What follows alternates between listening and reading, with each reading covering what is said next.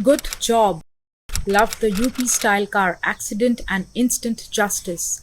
Neeraj Das dies in road accident. Hashtag thank you Assam police. Hashtag tit for tat.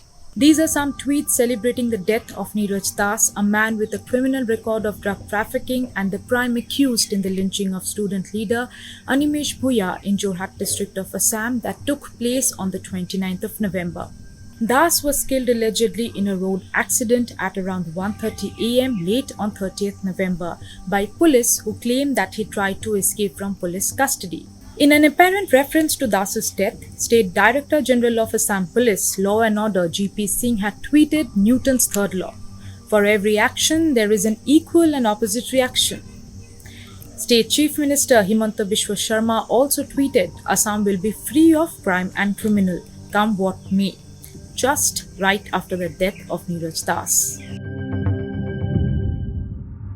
On 29th November, Animesh Bhuya, a 28-year-old student union leader with the All Assam Students Union, or ASU as it is known, was killed in broad daylight by a mob of around 50 people.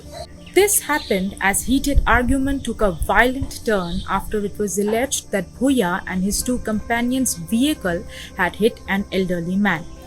While onlookers shot videos, family members of the injured elderly man, including his son Neeraj Das, got hold of Bhuya and thrashed him on road, leading to his eventual death.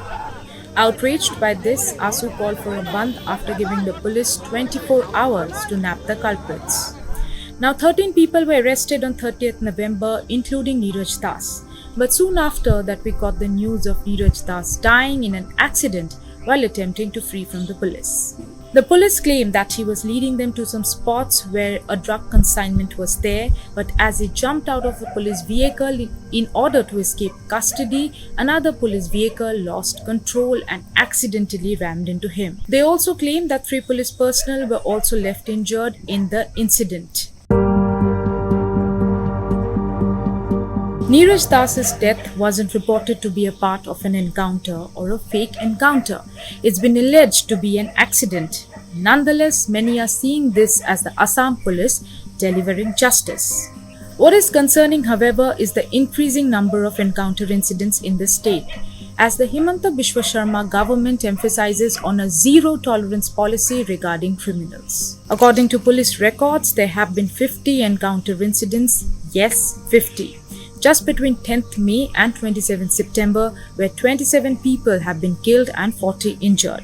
The dead were accused of cattle smuggling, rape, murder and drug peddling cases. Like some of the encounter cases from Telangana and Uttar Pradesh, here too there is a pattern.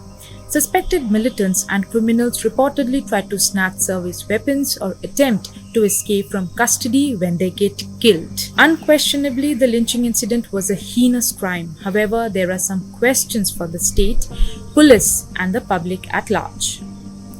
First, this is the third lynching that happened in the district for the third year. Why wasn't the police prepared? Second, if Neeraj Das has had a criminal record, why was he not behind bars? Third, many people protested and put pressure on the police to get him arrested after the lynching. Fair enough, in a democracy such protests are essential. But where did the public conscience go when onlookers made videos of the incident? Couldn't a timely intervention possibly save a life? Fourth, certainly the perpetrators of the lynching incident deserve to be dealt by the hand of justice. But for those who are celebrating Neeraj Das's death, what allows death in a democracy without a chance to a fair trial? What allows journalists who are supposed to be gatekeepers to join in the revelry? And finally, how has the public become so complicit?